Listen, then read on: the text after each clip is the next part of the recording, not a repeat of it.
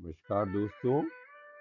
गीता विमर्शन हेतु श्रीमद् भगवत गीता प्रश्नोत्तरी क्विज भाग 31 में आप सभी का स्वागत है। आइए शुरू करते हैं क्विज। पहला प्रश्न है, संवादम इमम अद्भुतम रोम हर्षणम हर्षयामि च मुहु मुहु। इस रोमांचित करने वाले पवित्र और अद्भुत संवाद को याद कर कर के मैं बार बार हर्षित हो रहा हूँ। उपरोक्त वचन किसके हैं और गीता में कहाँ पर है? ए अध्याय 11 अर्जुन, बी अध्याय 11 संजय, सी अध्याय 18 अर्जुन, अथवा डी अध्याय 18 संजय। और इसका सही जवाब है डी अध्याय 18 संजय। अगला प्रश्न, जो मनुष्य इच्छाओं के अनवरत प्रवाह से विचलित नहीं होता वही शांति प्राप्त कर सकता है। गीता के दूसरे अध्याय में ऐसे व्यक्ति की तुलना आपूर्यमाणम अचल प्रतिष्ठम कहकर किस से की गई है? ए आकाश, बी समुद्र, सी वायु, अथवा डी बहती हुई नदी। और इसका सही जवाब है बी समुद्र। तीसरा प्रश्न, श्रीमद् भगवद गीता में धृतराष्ट्र द्वारा उच्चारित अंतिम श्लोक कौन से अध्याय में है? ए अध्याय 1, बी अध्याय 7, सी अध्याय 15, अथवा डी अध्याय 18। और इसका सही जवाब है ए अध्याय 1। अगला प्रश्न, मन की चंचलता से संबंधित गीता का एक प्रसिद्ध श्लोक चंचलम ही मनः कृष्ण से प्रारंभ होता है। इस श्लोक का अगला चरण क्या है? ए प्रमाथि बलवद्रणम, बी मनो दुर्निग्रहम चलम, सी वायुरिव सुदुष्करम, अथवा डी अभ्यासेन तु कौन्तेय। और इसका सही जवाब है ए प्रमाथि बलवत दृढ़म। पांचवा प्रश्न, गीता के अंतिम अध्याय में भगवान श्री कृष्ण कहते हैं कि हत्वापि स इमाम लोकान न हंति न निबध्यते, यानी कि वह पुरुष युद्ध में संपूर्ण प्राणियों को मारकर भी वास्तव में ना तो मारता है और न ही पाप से बंधता है। ऐसे पुरुष के लक्षण बताने वाली इस श्लोक की पहली पंक्ति कौन सी है? ए दुखेषु अनुद्विग्न मनः, सुखेषु विगत स्पृहा, बी निर्माण मोहा जित संग दोषा अध्यात्म नित्या विनिवृत कामा, अथवा सी यस्य न अहंकृतो भावो बुद्धिर यस्य न लिप्यते, अथवा डी प्रजहाति यदा कामान सर्वान पार्थ मनोगतान। और इसका सही जवाब है सी यस्य न अहंकृतो भावो बुद्धिर यस्य न लिप्यते। ये 18वें अध्याय का 17वां श्लोक है। यस्य न अहंकृतो भावो बुद्धि यस्य न लिप्यते, हत्वापि स इमाम लोकान न हंति न निबध्यते। अर्थात जो कर्तापन के अहंकार से मुक्त होते हैं और जिनकी बुद्धि मोहग्रस्त नहीं है, वे जीवों को मारते हुए भी ना तो मारते हैं और ना कर्मों के बंधन में पड़ते हैं।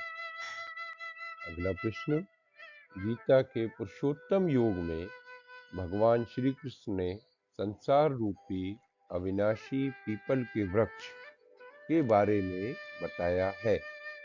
एक, यह ऊर्ध्वमूलम है, अर्थात ऊपर को परमात्मा ही जिसका मूल है। दो, इसकी प्रकृति रूपी शाखाएं हैं जो कि सर्वत्र फैली हुई हैं। 3 वेद इस विटप के पत्ते कहे गए हैं। उपरोक्त में से कौन से कथन सत्य हैं? ए 1 तथा 2, बी 1 तथा 3, सी 2 तथा 3 अथवा डी 1, 2 तथा 3। और इसका सही जवाब है डी 1, 2 तथा 3।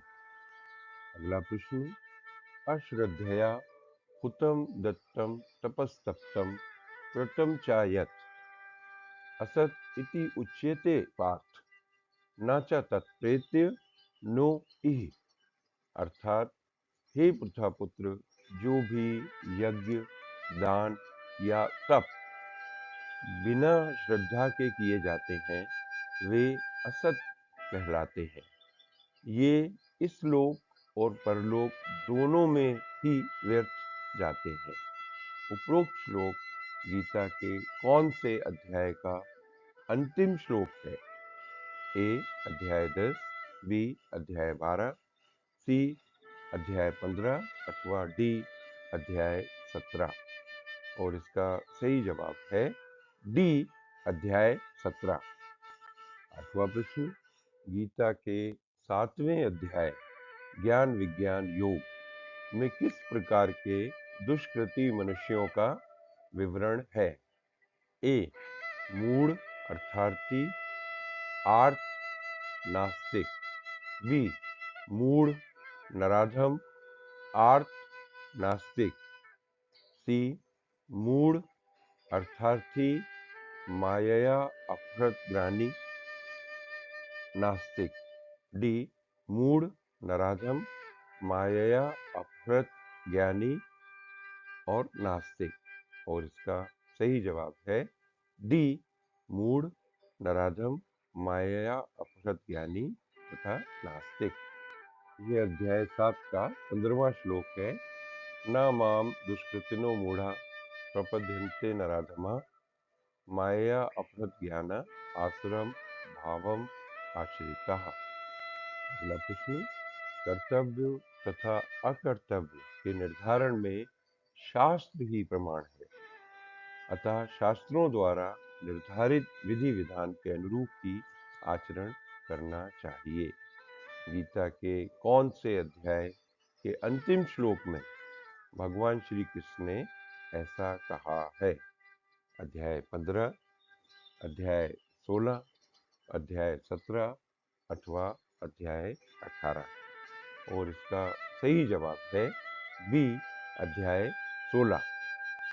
10वां प्रश्न, गीता के अध्याय 14 यानी कि प्रकृति के 3 गुण के अनुसार सतोगुण सत्वगुणी का कौन सा लक्षण सत्य नहीं है?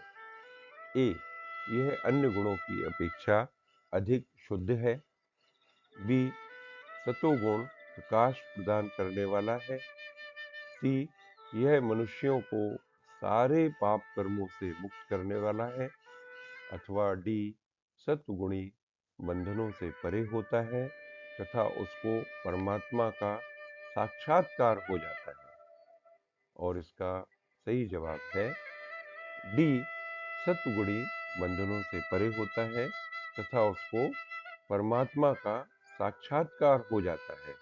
यह लक्षण सत्य नहीं है। अगला प्रश्न, देवी एषा गुणमयी मम माया दुरत्यया मामेव ये प्रपद्यन्ते मायामेतां तरन्ति ते। अर्थात, प्रकृति के 3 गुणों वाली इस मेरी दैवीय शक्ति यानी कि माया से पार पाना अत्यंत कठिन है, किंतु जो मेरे शरणागत हो जाते हैं वे सरलता से इसे पार कर जाते हैं। उपरोक्त प्रसिद्ध श्लोक गीता के कौन से अध्याय से लिया गया है?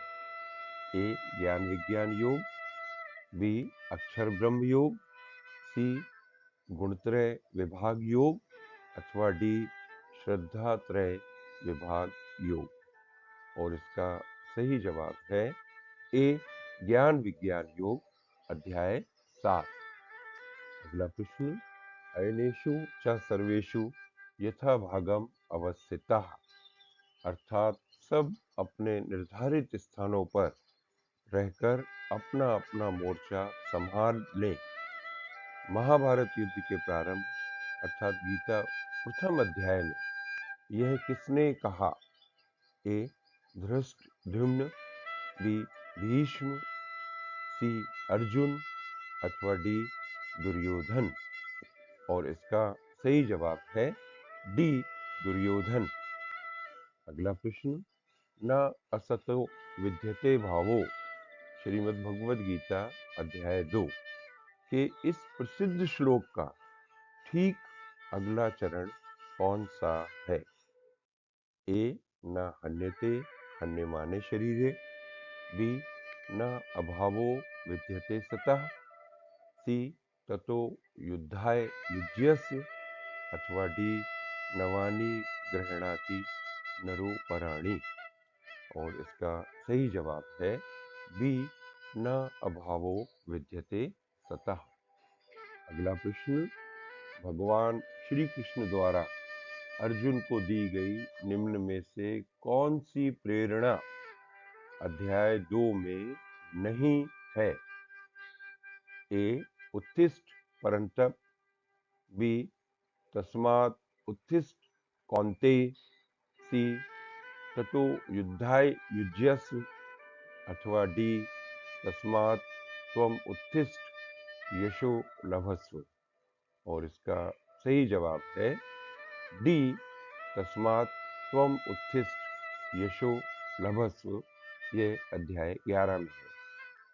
अंतिम प्रश्न, निम्नलिखित 4 चरणों के कौन से क्रम से श्रीमद् भगवद गीता के ज्ञान विज्ञान योग अध्याय 7 का एक प्रसिद्ध श्लोक प्रकट होगा?